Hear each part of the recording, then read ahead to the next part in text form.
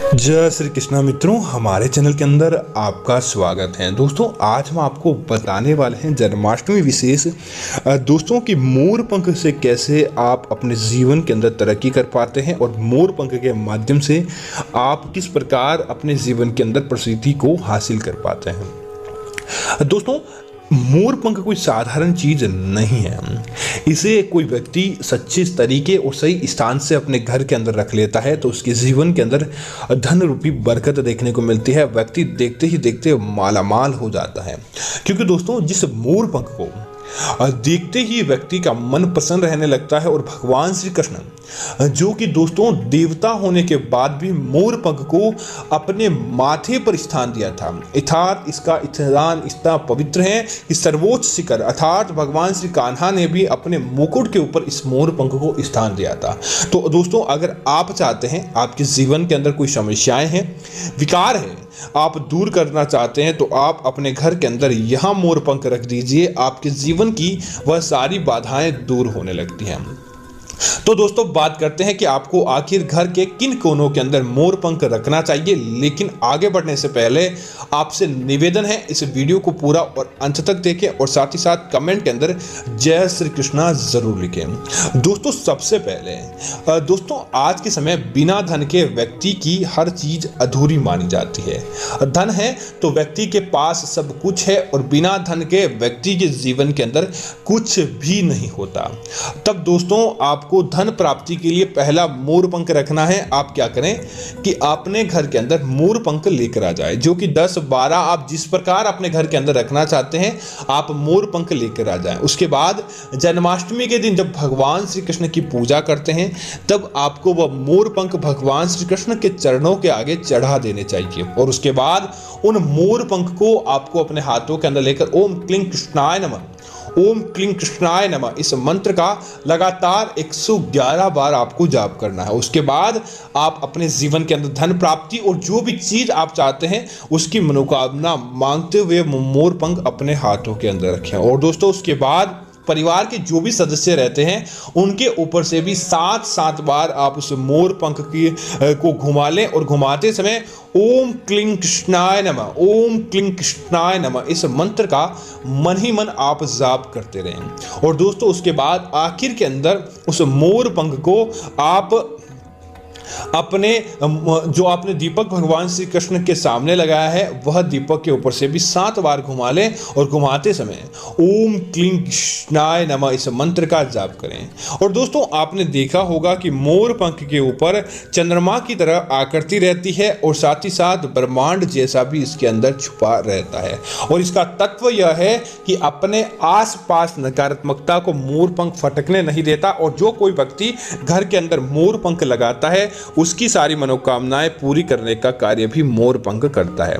तब आप पहला मोर पंख आप धन प्राप्ति हेतु अपने घर की अलमारी या तिजोरी के अंदर इस प्रकार की विधि करने के बाद रख दें, ताकि आपकी अलमारी हमेशा हरी भरी रहती है, आपके जीवन के अंदर कोई विकार नहीं आता है। लेकिन दोस्तों, इस बात का ध्यान रखें, इस बार की जन्माष्टमी के दिन आप मोर पंख रखें तो अगली जन्माष्टमी तक आप मोर पंख को वहीं पर इसी प्रकार से पड़े रहने दें। आप मोर पंख को छुए तक नहीं और इसे अपने सही विधि विधान के साथ आपको रखना है। दोस्तों, दूसरी चीज की बात करें तो आप इस बात का भी ध्यान रखें कि घर के अंदर मोर पंख आप जब भी रखते हैं तब आपको नहाने धोने के बाद रखना है और उस दिन आपको भगवान श्री कृष्ण के निमित्त एक छोटा सा व्रत जरूर रखना है और उस दिन आपको किसी भी प्रकार का कोई भी विधान या कोई भी कार्य करने से आपको बचना चाहिए। आपको पति पत्नी को एक साथ भी नहीं सोना चाहिए इस दिन। आप जिस दिन आप ये उपाय करते हैं इस बात का आपको विशेष ध्यान रखना चाहिए। उसके बाद दोस्तों, दूसरे मोर पंख की बात करें तो आपको दूसरा मोर पंख दोस्तों अपने घर के पूजा घर के अंदर रखना है, ताकि वहां पर भगवान श्री कृष्ण का वास हो और वहां पर भगवान श्री कृष्ण आपके घर के अंदर प्रवेश करें और आपको इसका सौभाग्य प्राप्त हो। तो आप क्या करें, एक मोर पंख अपने घर के पूजा घर के अंदर रख दें।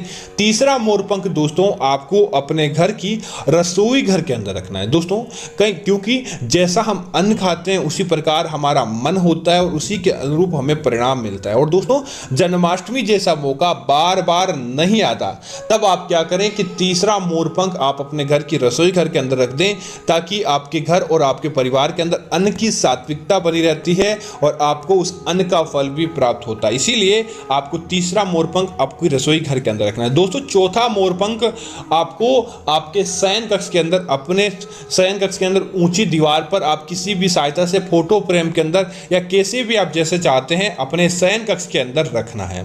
और दोस्तों लेकिन इस बात का जरूर ध्यान रखें, जब भी आप सोए या उठे आपको इस मोर पंख के दर्शन जरूर होने चाहिए। बिना मोर पंख के दर्शन आपको यह मोर पंख रखा काम का नहीं है। जब आप इस मोर पंख के दर्शन रोजाना करते हैं तो पति पत्नी के मध्य परस्पर प्रेम बढ़ता है, देखते ही देखते दोनों के मध्य किसी भी प्रकार का विवाद होता है तो वह दूर होता है, अच्छी संतान की प्राप्ति होती है। और दोस्तों अगर आप चाहते हैं शिक्षा के माध्यम से आपको नौकरी प्राप्त हो, आपको अच्छी नौकरी की प्राप्ति हो और आपके जीवन के अंदर अच्छे विकार देखने को मिले और आप शिक्षा के माध्यम से कुछ नया करना चाहते हैं, तो दोस्तों मोर पंख आप अपने शिक्षा की जो भी कॉपी किताब है या जहां भी आप अपने जो स्टडी टेबल है वहां पर बैठते हैं तो वहां पर आपको एक मोर पंख जरूर रख देना चाहिए। और दोस्तों आप देखेंगे कि आपको विद्या दिन दूनी रात चौगुनी गति से प्राप्त होती है। विद्या के माध्यम से आप कुछ अच्छी चीजें हासिल कर पाते हैं और आपके जीवन के अंदर हर प्रकार का दुख दारुण्य दूर होता है।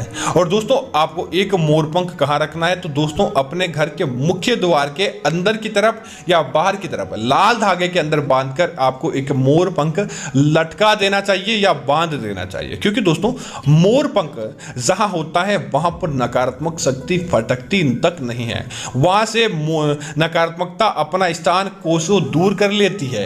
तो आप अपने घर के मुख्य द्वार पर मोरपंख लगाते हैं तो हमेशा अच्छी चीजें आपके घर के अंदर प्रवेश करती है, नकारात्मकता, बुरी शक्ति या नजर दोष आपको प्रभावित तक नहीं कर पाते हैं और आपके जीवन के अंदर ये सारी चीजें कलह के रूप के अंदर बाहर से ही चली जाती है। आपके घर के अंदर बस धन आकर्षित होता है, न कि ऐसी चीजें आकर्षित होती है।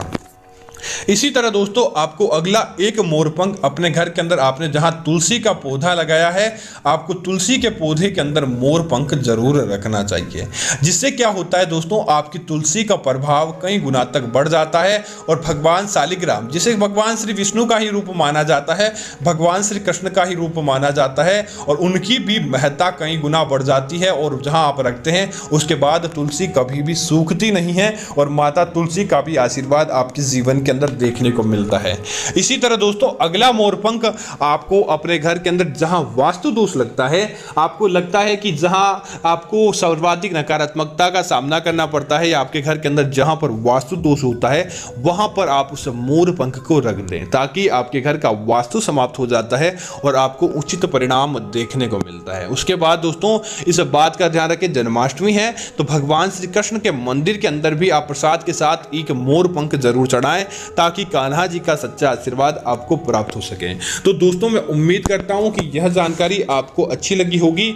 ऐसी अन्य जानकारी देखने के लिए आप हमारे चैनल को सब्सक्राइब करें और साथ ही साथ वीडियो को लाइक और शेयर करना ना भूलें, ताकि ऐसी जानकारियां आपको मिलती रहेगी। धन्यवाद मित्रों, जय श्री राम मित्रों।